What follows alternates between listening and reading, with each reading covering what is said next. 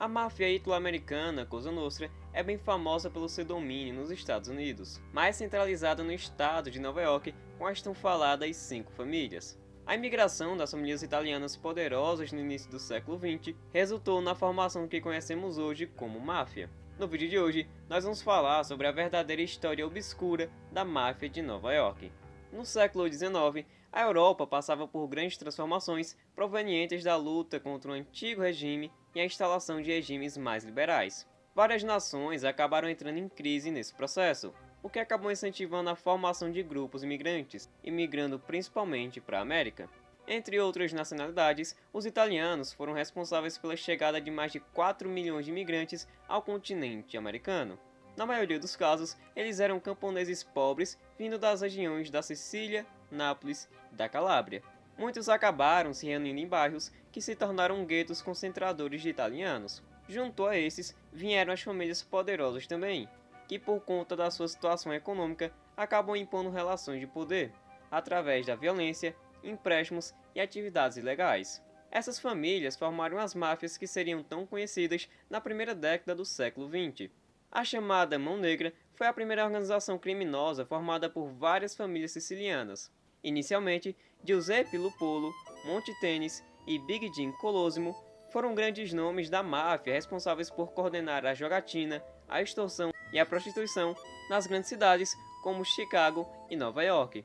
Depois da Primeira Guerra Mundial, a máfia sofreu grandes transformações, principalmente com a implantação da Lei Seca em 1920, que proibia a venda e transporte de bebida alcoólica no país. Foi nessa época que os nomes de Frank Costello, John Torrio e Al Capone se tornaram grandes ícones, principalmente Al Capone, que sob a liderança da Chicago Outfit subiu na hierarquia da máfia na época da Lei Seca. Com o fim da proibição do comércio de bebidas alcoólicas em 1930, a máfia teve que buscar outros negócios, como jogos de azar, prostituição, construção civil, extorsões, tráfico de drogas e os sindicatos. De acordo com a lei americana, os sindicatos podiam, na época, administrar os ricos fundos de pensão de seus afiliados, e essa era a grande fonte de poder e corrupção dos dirigentes sindicais. Essa prerrogativa dava aos sindicalistas a possibilidade de escolher onde investir milhões de dólares, incluindo a construção de hotéis e cassinos. A máfia ficou interessada nesses recursos, então começaram a participar da vida dos sindicatos, ajudando os chefões a se perpetuarem no poder, inclusive com a eliminação física de adversários internos. Os cassinos, jogos de azar e apostas ilegais foram considerados como fontes inesgotáveis de receita para a máfia. Eles desempenharam um papel significativo na expansão do poder, fornecendo fontes lucrativas de renda para o financiamento das atividades criminosas. Com isso, a máfia tinha acesso ao enorme potencial financeiro que era fornecido. Jogos ilegais, como apostas em jogos esportivos, corridas de cavalo e pôquer, permitem que as organizações gerem grandes quantidades de dinheiro em uma única aposta. A máfia então expandiu seus negócios ilegais, incluindo também o tráfico de drogas. A conexão entre a máfia e o tráfico de drogas é forte, já que a venda e distribuição de drogas ilícitas é uma das atividades mais lucrativas. A máfia se esforça para expandir os seus negócios relacionados à droga em todo o mundo. Nos anos 80, a máfia controlava mais da metade do tráfico de heroína nos Estados Unidos, se tornando uma das maiores caixas de ressonância do tráfico de drogas do mundo.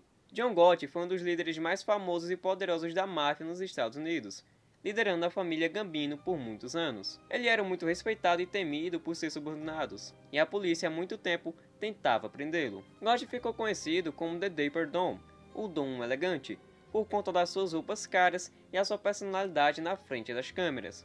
Em um certo período, ele recebeu o apelido de Teflon Don, após 3 grandes julgamentos na década de 80, que resultaram na sua absolvição. No entanto, foi somente depois de uma longa e complexa investigação que Gotti acabou caindo. Uma das chaves para a investigação bem-sucedida que levou à prisão dele foi a cooperação entre as agências governamentais, especialmente o FBI, que havia criado em 1980 um grupo específico para investigar atividades da máfia em Nova York e outros locais.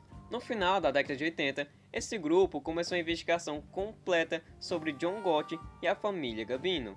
A investigação envolveu uma equipe de agentes altamente treinados e experientes, que trabalharam incansavelmente para obter informações sobre os negócios da família Gambino. Eles usaram técnicas avançadas de vigilância, ouvindo conversas telefônicas e usaram fontes infiltradas para obter informações mais privilegiadas.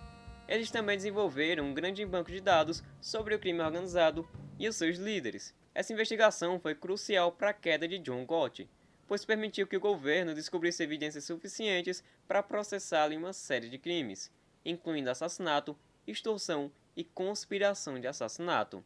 De acordo com Sammy Gravano, Gotti chegava a faturar algo em torno de 5 a 20 milhões de dólares por ano como chefe da família Gambino. O subchefe de Gotti, Sammy Gravano, ajudou o FBI a construir o caso contra Gotti na justiça. Ele concordou em colaborar com a polícia e entregou evidências contra o seu chefe. Em 1992, Gotti foi condenado à prisão perpétua e morreu na prisão em 2002. A prisão de Gotti marcou uma mudança significativa na estrutura da máfia. Tradicionalmente, a máfia era organizada em famílias hierárquicas, com um líder poderoso e uma equipe de subordinados leais, mas a investigação que levou à prisão de Gotti mostrou que essa estrutura estava se tornando cada vez mais vulnerável, principalmente às técnicas modernas de aplicação da lei. Como resultado, as organizações criminosas mudaram a sua forma de operar. Líderes se tornaram menos proeminentes e os grupos menores acabaram se tornando mais autônomos. As atividades também mudaram, com a máfia se movendo para crimes mais sofisticados como o comércio ilegal, o jogo na internet e a lavagem de dinheiro.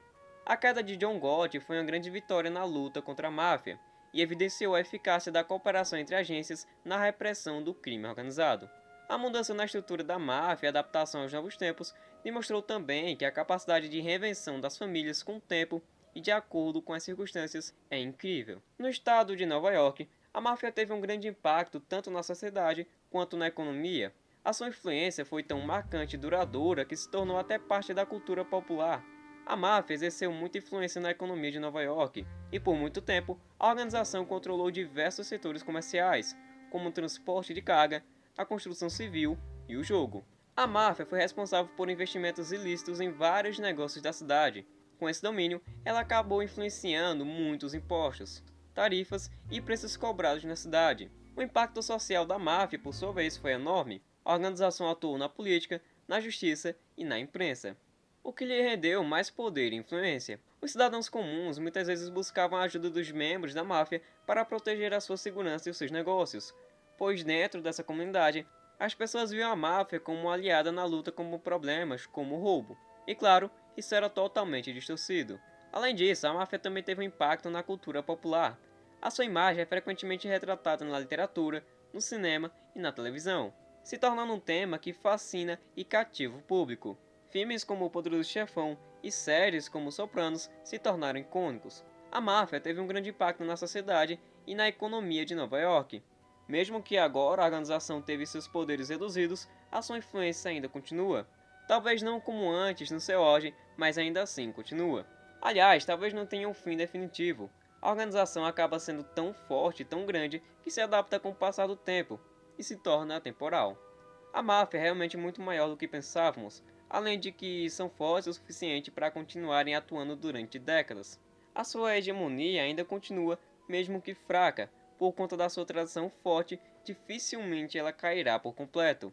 Vistos até como heróis, os gangsters da máfia de Nova York têm influência que pode levá-los a vários lugares, além de se infiltrarem nos patamares mais altos da sociedade em prol de si mesmo. Esse foi o vídeo, eu espero que você tenha gostado, deixe seu like, se inscreva e ative o sininho. Até o próximo vídeo.